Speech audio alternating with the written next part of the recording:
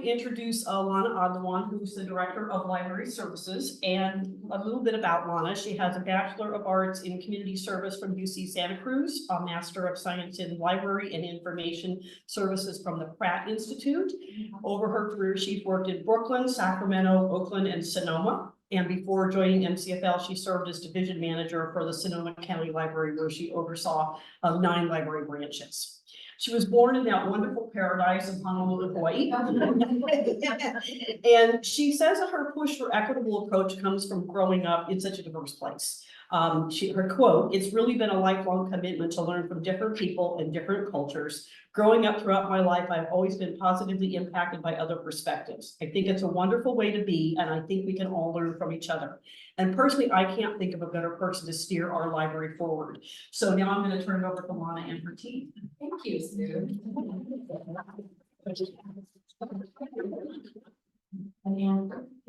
That's the clicker. Oh, yeah. Thank you all for having us. It's almost like a family session. But we're so happy to be here. And thank you to Sue for that wonderful introduction. I had to go back and say, oh, Fabio, I remember that when I first joined Marin County. And it's my absolute pleasure to be here and work with not only this team, but the entire team across the organization. It's been almost 3 years of pure pleasure and pure work. And so we're happy to share a lot of that and what's more to come. I also want to take a moment to celebrate Sue as president of the library. In the library corner, on constant contact with me all of the time. I couldn't ask for another president recognition in terms of really, always talking about the library, being a part of it, raising that awareness, and just being fully engaged, full body and soul in the work that she's doing, not only with the Marin County Free Library, but she's also part of her hometown library, the San Anselmo Library. She didn't mention that she's also a member of library president. So just a couple things that Sue's involved in, right? But we couldn't be happier to have her as president of our commission, and our honor to work with her. I also want to take a moment, as Sue said, we passed Measure B in November 2022. It's a bit of a weird time for an election. And we're coming out of COVID and so much had changed with the libraries. But as Sue said, everyone in the community came out in full force with the library. Couldn't be more pleased with, almost 75%. Or 75% approval rating for a measure that's will bring us about an additional 2.2 billion per year for the next 9 years. So we asked voters for an increase and they said wholeheartedly yes. So we're so excited to talk a little bit about, again, what's to come from the library, the improvements that you'll see as your commitment, not only as the lead, but as residents of Marin County, into loving, learning, and continuing to grow with us as an organization. Also, it's never too early to start this campaign. 9 years is going to be here before we do it. We are already planning, so if you're interested, talk to me and Sue offline. And again, I can't thank the league enough, and Wakely was our cover girl for the campaign. She did great. We should get to those photos too. And also on Monday, I just really want to highlight one of the values I saw, on your organization. We believe in the power of women to create a more perfect democracy. Yes. So let's just hold that piece for a Monday morning. Like, that's a great way to start the week for all of us. So thank you for your support and for having us here today. So as you said, I'm Lana Adlawan, the Director of County Library Services, and I want to introduce our team members. Let's start here with Ramona Taylor. Also, what's her name? Ramona Little Taylor. Her name tag has been. Oh, sorry. Thank you. Name tag. I'm Ramona Little Taylor. I'm the Assistant Director of Public Services at the library. So all the branches, the 10 branches, 2 mobile vehicles are running us. Wow. Supporting all those incredible teams. And I started out as a librarian at Fairfax Library, so I have some of you there. And then I became West Branch manager before I was promoted to assistant. My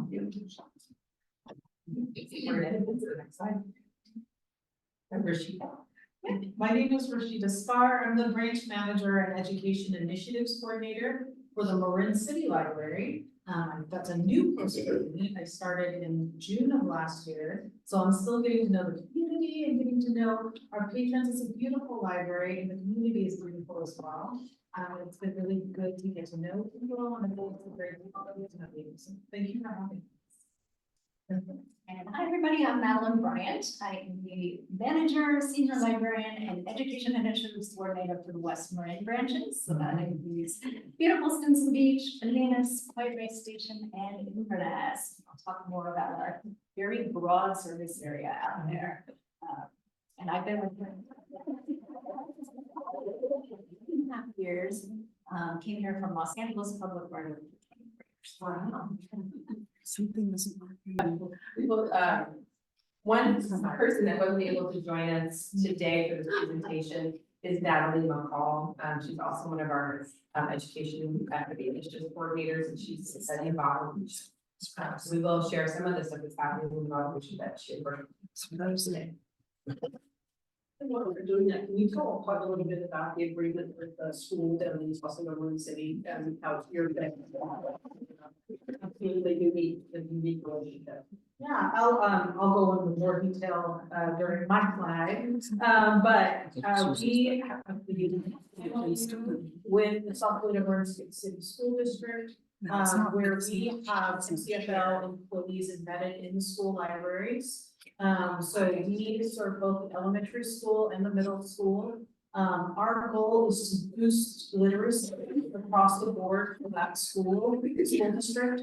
And you know, there's been a lot of changes over the last year, and there will be more changes, but we're really hoping to see kids engage with that love of learning. And I have to say, it's so cool to go onto the school campuses and see the kids engaging with the collections, engaging with the library staff. They're so excited to be there and they're learning so much. So I'm very excited that, you know, we're able to have such a wonderful spirit. It's just, we're excited to be there and we're passionate about seeing them grow and develop into lifelong learners. That's our goal.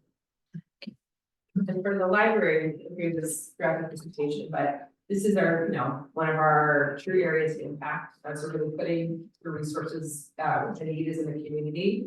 And we'll share all the data. So you can really see the full picture of, you know, we're not only your everyday life that you walk through our doors, but really targeting that we have huge education disparities in the community that need to be addressed.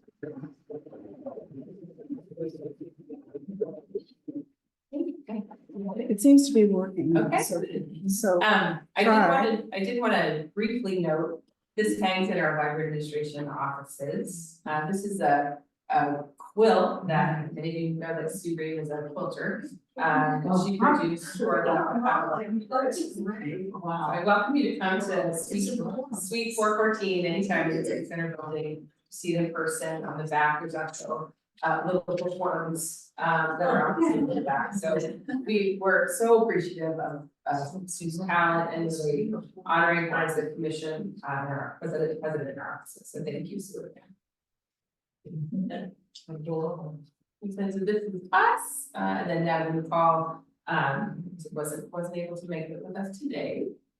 And this is the library's mission.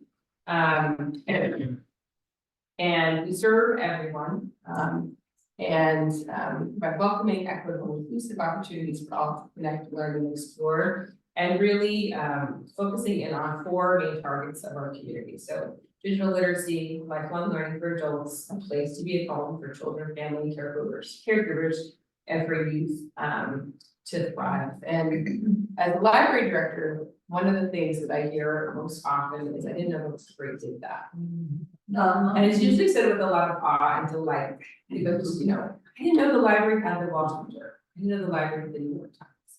I didn't know the library had New York. So we do all of these things, you know, and we do. I didn't know the library had record collections. So we do all of these things that are really targeted for each of our communities to spark joy, learning, curiosity. But we can't do everything, like I said. You know, our conversation today is really about one segment of what we do to really show you that daily impact on lives. It really is sometimes changing one person's life. And I know many of you know this story, and if you yourselves were library users, the library changed my life. So your local library is doing this on a daily basis for members of our community. This is a quick map of sort of our branches across the county. We have 10 branches across Marin. We have 2 mobile services, as Ramona mentioned. We have a learning bus, which is our mobile preschool for 0 to 5.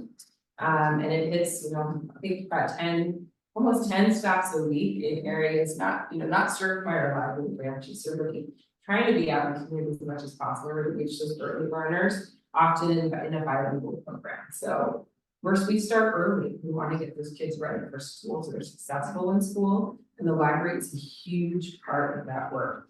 Many times people don't think of the library as an agency that does that, but we are a key educational player in 0 to 5 to get kids ready for school. And we love that work. We see it as part of embedding yourself in the community.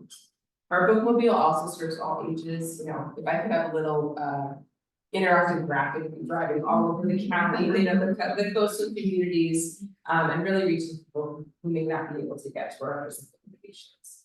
We're pleased to say that we will be, starting on building another mobile van in West Marin, again, to reach more of our coastal communities, really see what the need is there. So we hope to have that van on the road in, maybe the next 2 years. It takes a while to build them. We want to make sure we have time to listen to the community, what they need, but we're excited to build that additional service. As you said, checking in after COVID, it turned the libraries upside down. I mean, we're such a tangible industry. You go, you smell the books, you feel the books. Well, when the doors close, how do people use the library? And we saw more and more people still love their library. They needed that library. They needed that connection with library staff. So really that piece of isolation in our community. So many users connected with librarians on the phone or online to really understand how to use our digital content, which is a huge learning curve for our community. And one that they excelled at even after we opened our doors again. So, this library team and staff pivoted. That was the word of the day with COVID. They were nimble and pivoted, and really, again, as the library is so good at doing, we adapted to the environment. We were still 100% in service. Again, reaching those educational needs of children in the community. Your library was there, and we're so honored to be able to provide that service. So after COVID, even last fiscal year, 71% of the residents in our district have a library card, which is wow. Maybe not taking 100%, but I have to have a goal, right? So we'll get there. We have welcomed over 500,000 visitors through our doors last year. That's also incredible.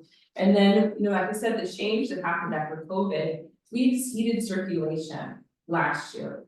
Even before pre-COVID, so we circulated almost 3 million items, and that's physical and digital. We really saw the evolution of use was people flock to the use of digital items. They said, oh, it's so easy to download a book. I'm on the go, I'm running, I'm doing something, I can download a book, listen to it. I can use, I can have that electronic access and really have a library wherever I am. So that high level of use and technology has lasted even COVID. So we're pleased to see that circulation is still growing. Again, people love their libraries, and they're really showing that and demonstrating that by their use of their libraries and collections. Right, I'm going to turn it over to Ramona to talk about data and why we do what we do. Yes, I have the fun slides. Well, before I go into the data, I have to just share personally what drew me to this work, which was I was at National Public Library, and VHS won Library of the Year. And then I saw the Job for Education Equity Initiatives all the way from Tennessee, and I was like, that's the kind of work I'm gonna do at the library. And so I left my home, and everyone I knew to drop my baby, my 3-year-old, and my partner to Marin County so that I could make the lives of children. So that's why I'm here. But really, education equity initiatives are about addressing gaps, looking specifically at education gaps in our community. So Marin County, very healthy, wealthy, many things that are wonderful that we all enjoy. But some of the gaps that we see in the community are when you look at education and student success, looking at the benchmarks of being ready for kindergarten, 3rd grade literacy, college and career readiness. And so those benchmarks really were established by Marin County Partnership, which is a collaborative that many of you may have heard of, that brings together like all community partners, schools, libraries, the dentist's office, anyone who has a touch, and I say that seriously because it's like health, outcomes can impact the school as well. So bringing them together to find collective solutions, as one community. So we're a part of that network. It's where we get a lot of the data, so we're data informed. And the reason why, in case you're wondering, well, why are they these 3 geographic areas? And it's because the data shows that those are the 3 areas of the county that have the greatest disparities across education. So when you think about 3rd grade literacy levels and, being ready, to learn, learning to read versus reading to learn, that dynamic, you really want to make sure that by 3rd grade, children are reading at grade level. And so in each of these 3 districts, we see that there's more support. And so that's why education initiatives are focused in those 3 geographic areas. So we look at both race and income barriers.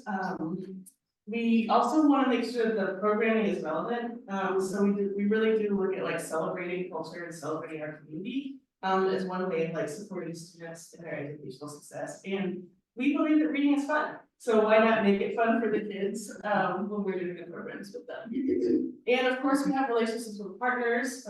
Lana and Rashida spoke to that, and I'm sure they'll go in a little bit more detail, but we do have formal partnerships in each of those 3 areas with the school districts. So in Nevada, we just did a My Card student card program where we got every Nevada student a library card. Where they can also use their student ID number, which is a very familiar number for them, to use the library's resources. Right. So, yeah, and we plan to do that all throughout the county, just to make it, much easier for students to use their card, and to just really be partnering with the school districts and their teachers on their success.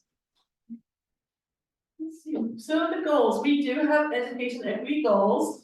We want to increase kindergarten readiness and literacy success for 3rd graders with our partnerships.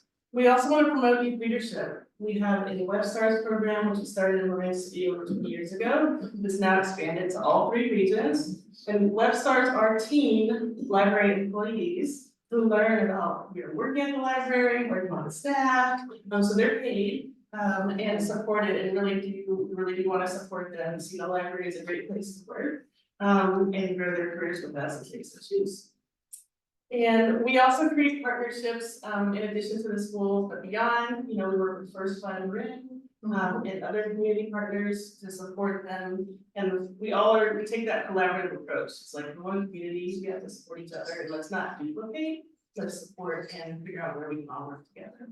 And then we want to engage some parents and caregivers.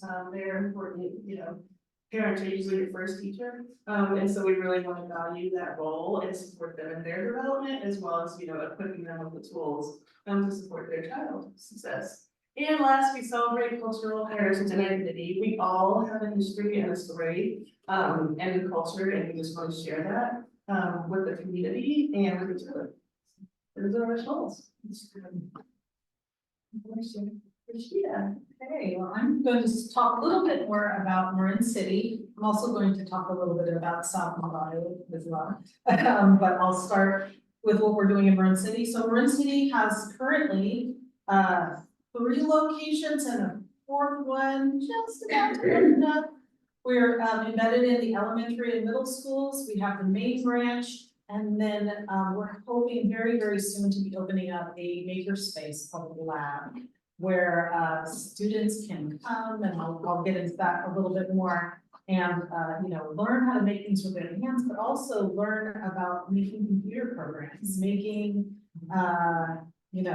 things that are both tangible handcrafts plus technology, where they can learn how to do recording. And so we're doing a lot in Marin City. It's a very vibrant community, and we are very busy, and there's a lot of challenges, but we're really hoping to see that develop and grow as we continue to strengthen our staff team and empower them to serve the community.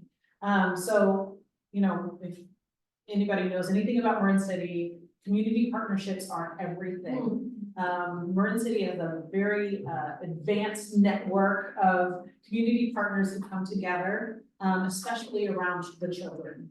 And in fact, one of the sayings that floats around the city is, "How are the children?"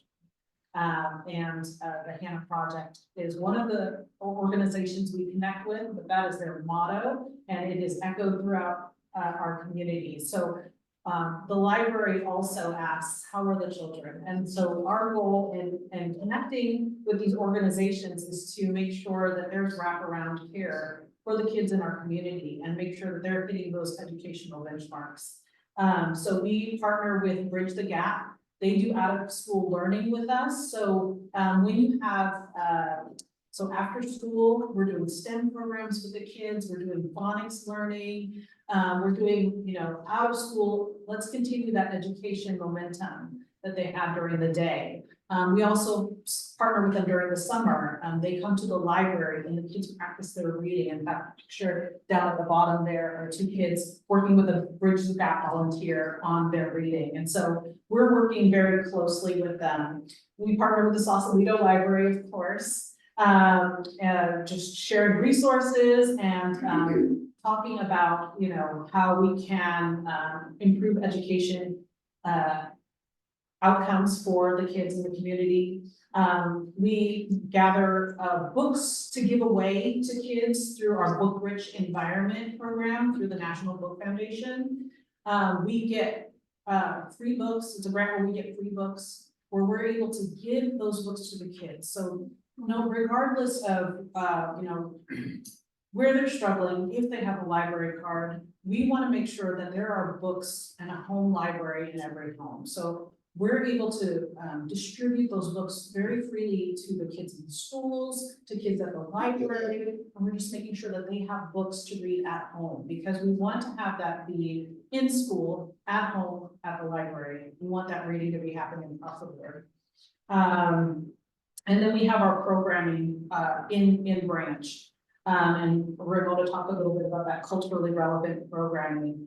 Our goal is that people have windows and mirrors into other cultures. So we want them to see themselves reflected in the books, in the programs, but we also want them to have windows into other cultures. Like, that's outside of my cultural experience, but I'm learning things. So we just had a wonderful program with Keenan Webster, who made the connection between African instruments and American music traditions for our Black History Month program. We had a ton of really amazing video programs to share with the community.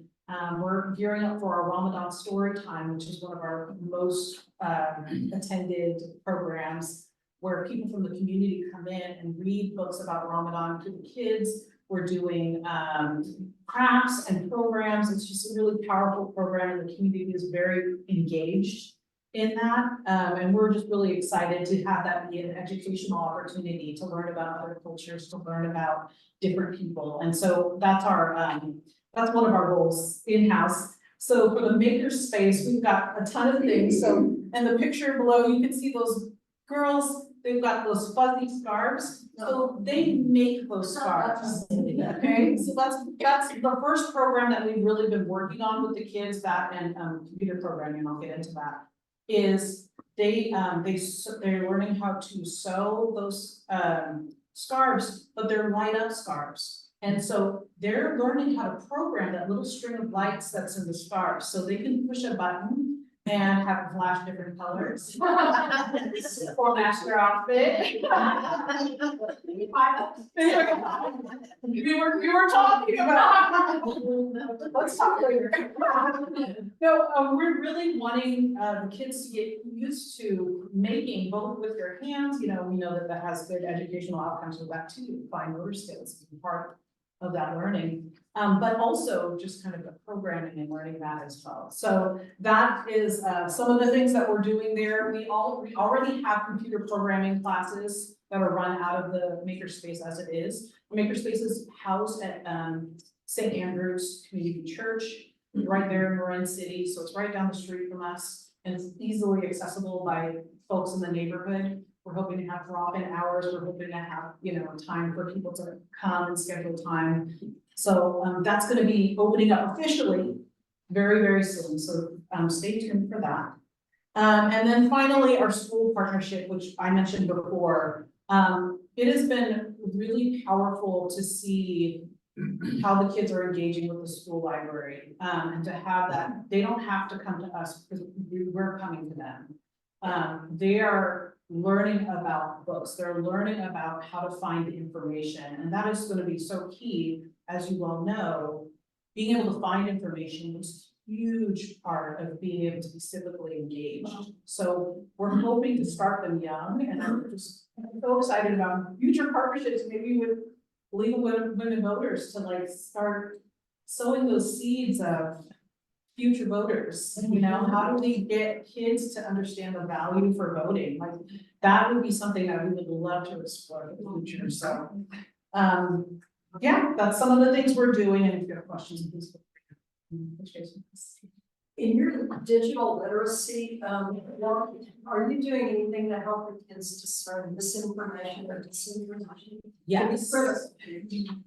Absolutely, yeah, so when we are doing class visits, a lot of the work that we're doing is helping them discern information, doing that information literacy. That's a huge part of literacy, especially nowadays.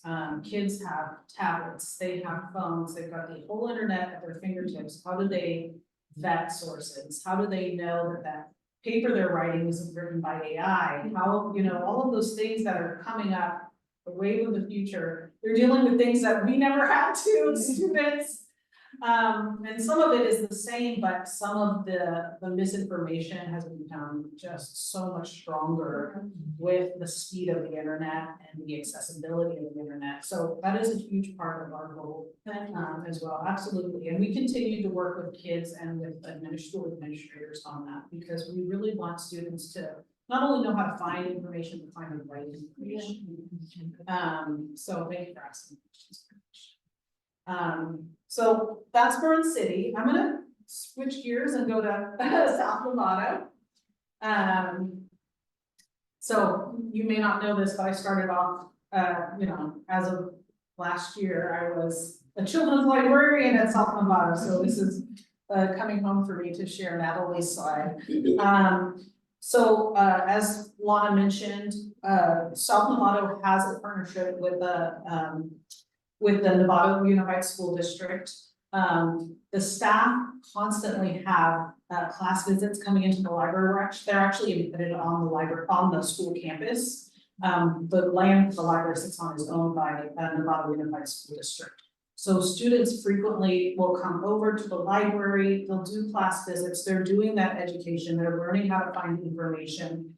And we're going to the schools, so library staff are often participating in school programs and boosting literacy there. They're working with teachers. They have a class for English as a second language students, but they also have students who are just struggling with reading, and the library staff work very closely with those teachers to help them have materials, to help deliver those books, make sure that students have books that they are interested in, that they can practice reading in. So that's a big part of that. And then, as Ramona mentioned, we have the library card project that just happened, and more to come. We're very excited about that. New programs and services. So we have a partnership with Colors of Spanish, who do story times that are bilingual. And then we have, you know, story times. They are working on an initiative to target library services specifically for new immigrants, people who have just arrived. You know, information is also a huge need for that community. And so just pertinent information, how do you get what you need, but also here's some books in your language, here's some bilingual books so you can start to learn. So there's like layers of initiatives that are really trying to work on making sure everyone is included in this educational process. So we've got Saturday story times. They do scavenger hunts in the children's section, so kids get used to finding information, which is really, really cool. Music workshops, and you know, which is very, very cool. They have a new children's library there now, who's doing a fantastic job. And then we have Hector Garcia, who works specifically with the families and the children who are Spanish speaking. We does Spanish services for that group. And they have the maker space, the shop. So the shop has a ton of hands-on learning, and it's really powerful. They have textiles, sewing machines, and then they teach people how to use them. They do woodworking in the shop. They're doing just a ton of like the very hands-on using tools, you know, doing sewing, making and creating and drawing and doing art. So, and the community is able to come in and use this equipment and have that be a part of their lifelong learning. So they're just working on several different levels, you know, to really make education something that's happening first for the kids and then for the whole family. So, and that's about it. And then, would you like to share about West Marin? The library is a very busy place. A small snapshot of what we're doing. I didn't know the library did that. So reaching out to West Marin, which I mentioned earlier, consists of 4 small rural libraries that are really embedded in the heart of their unique communities. These are the hubs. I like to think of my race as the community's living room, and when you walk in, you just automatically feel welcome. There's a puzzle on the table. There might be some refreshments out, depending on the day. And if you come on a Tuesday afternoon, it will not be a quiet place. I'll talk more about that. That's our Reading Buddies Day. But in addition to those communities that I mentioned, we also serve geographic areas that are adjacent, like San Geronimo Valley and Tamales, places that the Learning Bus and Bookmobile visit, but that's just a little, you know, that's 1 or 2 days a week or a month. And so we also visit those areas regularly. And we also, and I'll talk more about this in a minute, strive to serve the families that are living on remote ranches. So really the folks who it is nearly impossible to get to a physical library a lot of the time for many reasons, you know, lack of transportation or just not even knowing that the library exists. So we want to meet folks where they're at, and that's what we are very busy trying to do. Last year, we had a really big focus, and it continues to be so, on early learning. We were wrapping up a 2-year grant from the West Marin Fund that focused on the earliest learners, so for ages 0 to 5. We had so much fun. We were really, really busy, and we, you know, in addition to our regular story times that we have at the branch libraries, we held cultural celebrations and programs all year long. And we brought in new bilingual performers. We had Colors of Spanish. We had a series that traveled from Inverness, and when they left and went down to Bolinas, everybody was sad because it was just like this big shift. But then the Bolinas folks got to hear Colors of Spanish, which is our bilingual, very lively, engaging. I think there's a slide on here. Scarves flying in the air, music, and kids dancing with joy in the library. And we, so we had all these cultural programs year long. We culminated with a couple of visits from the Botanical Bus, which is a Spanish language mobile herbal clinic. They came and did workshops in Spanish for parents and caregivers. They gave a caregiving for caregivers workshop where we offered, you know, childcare and children's activities and locally made tamales and aguas frescas, and it was just a big celebration of the community. And everyone had a wonderful time. We gave away free, high-quality, bilingual picture books that were curated by our library staff. And so kids, like Rashida mentioned, we want books in kids' homes. We want families to build their home library. We know that access to books is a key indicator of future success. The more access they have to literacy material. So we are blanketing the community with these books. We have a little free library established at the Bolinas Laundromat. So the families were doing their laundry and take books home, or read them while they're waiting for their laundry to get done. We partnered in Point Reyes with Health and Human Services Office. They have a children's reading nook, and so we gave them some books to put in there. They're reading the nook while folks are getting services from the county. So we're really, really happy about that. And then another thing we did was refresh our play and learn spaces, which are a couple of years ago were just ordinary meeting rooms in the library, but now are really creative, vibrant, interactive spaces with a ton of toys and developmentally appropriate books and materials and a place for children to play and parents to connect with each other. One parent in one of our surveys last year at Point Reyes said there is no other space like this. There's no space we can gather. We don't have to pay to get in. You know, this is a free space where my kids can play with other kids and I can talk to the parents. So the value of that is you can't even calculate the value of community coming together and making connections. So those spaces were refreshed because they are totally used. So you come in and see young spaces, they are really pretty special. Another key component of our work is our work with schools, very much so. We connect with our school districts. We have 4 different school districts in West Marin that we serve. And we visit regularly. I'm happy to say that every elementary and middle school student a library card in West Marin last year. So every student has access to our online resources. And if they make it to the physical branch, they have the ability to check out books. We want to ensure that there's a level playing field for everyone involved. Every student has full access to library services. In a couple of cases, we have MOUs and agreements with our school districts, like the Nicasio School, gonna be out there later today. It's a wonderful little school, it used to be a one-room schoolhouse. There's 3 classrooms now, and 36 students. And it's a TK through 8, and we work on their library. We curate the materials in their school library, which is fabulous, beautiful space. And Ramona was part of that project, and we're initially revamping their library. So we work very closely with our teachers on curriculum support, on information literacy, educating students what they can do with that library card. Then of course, there's out of school time. There's a lot of out of school time, which is super, super important. We want to make sure that the library is that network of support for families and teachers when kids are not in school. And so we offer, I mentioned Tuesday afternoons at Point Reyes.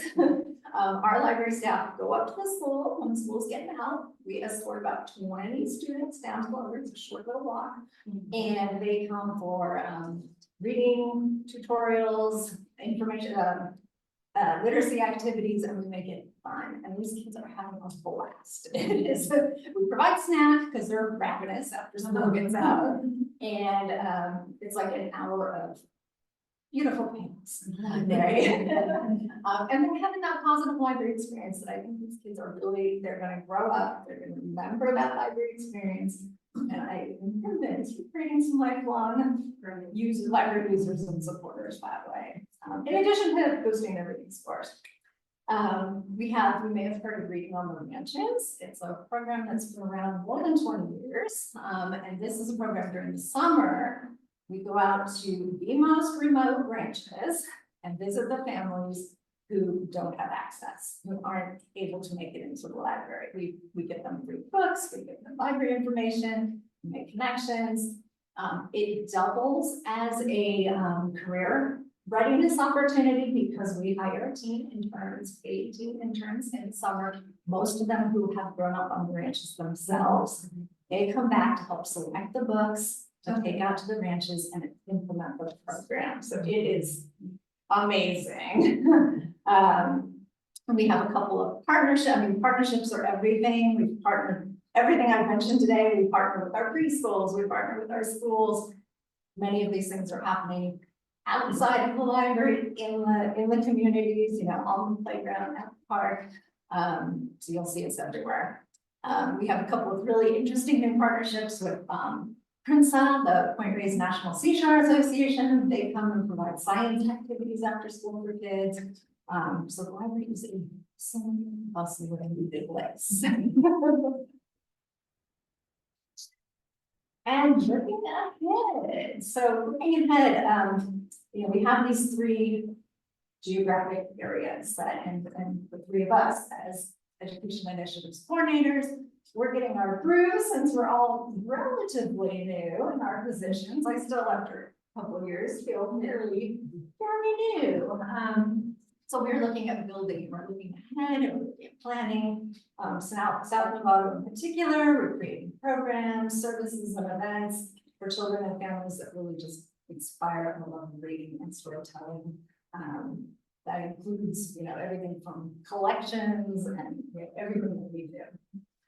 In West Marin, we're looking at positions. We're in the middle of a recruitment right now for a librarian 2, which will be a really great support. And Rashida, you mentioned some of what immigration services, and this will tie in. This is with Western University Services, which is a whole other presentation. That person is really going to be looking at embedding themselves in the community, really solidifying partnerships, reaching out to our Latino communities, and making sure that they understand what the library offers for them, and really listening to what we can do to meet their needs.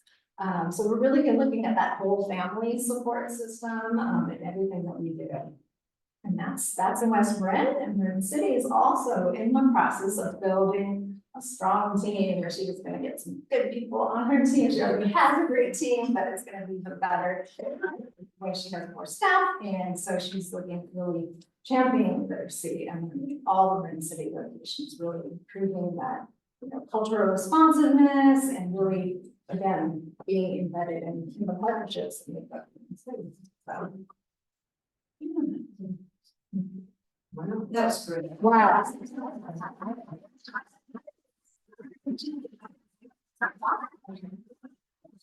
Here a lot in a short period of time, but I hope you got a picture of, at least a glimpse of just the embedded, focus and support of our educational institutions, schools, and our focus on literacy, not only school environment, public library, and the home. And we're always looking for ways to support that. And we have, several community partners that are passionate about that work. And we're always looking for more opportunities. And we have been in a strategic planning process for about the last 6 months. We just dove right in, did an intense process with staff and community groups and members. And so I just wanted to share with the league that we're bringing our strategic plan before the board of supervisors April 2nd. And board chambers time is still to be determined, as those board meetings go probably in the morning. So I invite anyone who wants to come and support. Come to hear the presentation, and it's really taking the snapshot of educational equity the libraries been working on, and we're looking at our entire library system, programs and services, and being explicit in our commitment to racism and equity. Like I said in the beginning, we do a lot of good work, but we really see the evolution of library services over the last few years that we need to do more. We're hearing from community members and staff that this is our next path forward. Our plan will be 5 years, so deep community engagement. Who are we not hearing from? And then looking at our own services. How is our organization contributing to structural racism? What do we need to do to change it? So, we're willing to do a deep look internally and externally, and again, work with community members and our partners on this exciting program. So, I hope you join us, support, and we're happy to share more information after the plan is presented to the board of supervisors. I have one last slide in case you have any additional questions. Feel free to reach out to me. I was just wondering how, first of all, thank you so much for coming in. So interesting, like colleagues, all of us in this group started out with us in the library, I'm sure time off. So I'm so glad it's making a decisive learn and build on. I just have a question on how the county's library, the library interacts with like Roxbury and artifacts and things. So we really just formed a partnership in the late 90s, Burnett. And so we formed that partnership with our 2 academic institutions, the Academic Foreign College and our city libraries, so that we can share resources. So wherever you are, live in Marin, you can go to any of the libraries and share the same catalog. So really being efficient in our collections, and what we've seen is, you know, Marin County Free Library patrons, because we have such a community over years here at Marin, it really enables us to expand our collections with that partnership. And then I think there was there and a little bit of that. Well, I'm just wondering if there's a demand for, or you provide, support for adult literacy program. We do. So, yes, we do, out of our West Marin, literacy office in Point Reyes, we have the ESL, classes and citizenship, we offer naturalization, as well as, we have a online resource called Career Online High School, which is funded through the state library, which can help you get, you know, your GED, for free, so they're, you know, would love to expand adult literacy programs, so we do have some more. That was actually the question I was gonna ask as well. I'm Kate Okuchi. I retired from San Rafael Public Library in 2010. And we had a very active literacy program in the Marin literacy program. It was including San Quentin and all throughout the whole county. Literacy program went away. And as far as I'm aware, the main source for adult literacy is through Canal Alliance. But I'm happy to hear there's something going in West Marin as well. And so there's not really one overarching adult literacy program happening. Not that I'm aware of. I do remember when the adults, the Marin literacy program stood level. And we do have a partnership with San Quentin that holds a piece of that, where our civic center library team went into San Quentin, and worked with Knoxville Heights College, formerly this university project, to provide information literacy as a part of their students' education. So, but yeah, I think that that's a big gap that I know we're. Yeah, I was on the board of the Marin Literacy Program for a few years, which actually kind of introduced me to all of you. And unfortunately, they lost funding. They got a huge grant from Marin County Foundation. When that funding went away, they just couldn't find the funding, and that's unfortunately why that program had to dissolve. the people at home are having trouble Oh. hearing, so if you ask a question, if you could just say it really loud, or maybe someone up here could repeat the question, so, what were you saying, Sue? Oh, what I was saying was, I was on the board of the Marin Literacy project, and unfortunately, they lost their funding. Marin County Foundation was a big funder for that, and that went away, and that's one of the reasons that program dissolved, which was too bad. So, Robin? I'm wondering if you're experiencing anything coming from the community that we've heard happening across the country about restrictions or bans on books, and if I'm just curious if you've experienced much of that and how you handle those kinds of, these are concerns from the community, obviously, and just wondering how you handle that and if you've experienced much of that. In a nutshell, I'll just ask that question, talking about banned books, and if maybe you experienced anything with banned books, just paraphrasing for the books at home. And I would say that we are been fortunate, we haven't been hit like others. Alabama and Georgia are really going through some things, right, Tennessee right now. We, revised our collection development policy these 2 years ago now, in anticipation of what we were seeing, say that our collection and defensive collections and why we buy is really centered here at home. And so we've seen a little bit of it, talking to our school partners about what they're seeing. But it's really this, this huge community network of support to continue to have freedom to read, access to information. That's one of the things I think I'm really proud of in our next strategic plan, is that we're committing to be anti-racist. And so a lot of those threats are through that lens and through restricted information. So that is, something we're bringing forward with our strategic plan. So, we haven't seen much. I anticipate we will see more, as more of this spreads across the country. But, we will defend that access to information and count on our partners and community for that support. We know it's important here, right? Yeah, of course, one of my favorite things is going to the library and they have these sections like, oh, this is all about Black history or American Indigenous history, and then there's recommendations from the librarians and favorite places. So I'm curious if you've ever done one on voting, and if there are, has anyone looked at like the children's books about voting? And I'm just curious if that's ever been done, maybe we can work on something like that for the community. I think we have, I mean, I think we had a few, even last year, I'm trying to remember, we did a huge blog post with all the resources and the booklets, so I know that in the branches, they do displays, I mean, you've heard the commitment, we are, really getting students, to embrace that power, and register to vote, so, I know we had that sprinkled throughout, our locations. Because I would love to see the kind of books for children, and I've tried to get a couple online, but I would be curious as how many there are. I do a lot, I don't know. And we do get all our voter registration information out to each one of the branches. Oh, yeah. That is posted everywhere too. So yeah, maybe we can talk about some kind of civics program or something the league does as an education coming into the fall. Maybe we can think about doing something like that. I just want to point out that we have a student elections ambassador who has gone out, she's a high school student, has gone out to elementary and middle schools and done a presentation on voting. And she actually does a mock election. She's amazing. So we'll try to connect that. Yeah. I mean, we know the strongest advocate is the voices of their peers. So we would love to support that. I mean, one of our goals is really that team leadership engagement. We're 100% of times teams that are leading the way, they're the future, so we welcome that connection. Yeah, that's. Yeah, that's something I was gonna echo what Ann was saying about the student ambassador program. Caroline Foster, I Yes. think she's now 17 years old. She's the one who thought of going to elementary schools.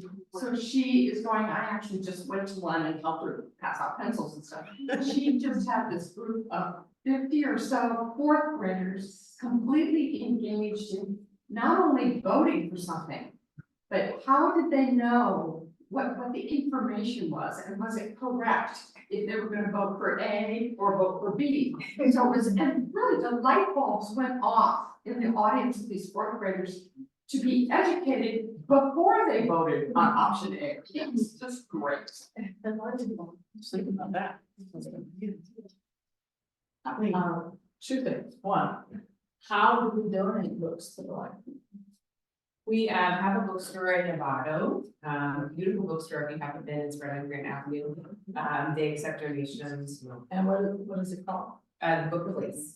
The book place. Yeah. The book place, yeah. Grant is up. Grant is up. And the other thing, in hearing your presentation, the word that comes up for me is librarians are family. That's what I get from Mara. It's just beautiful.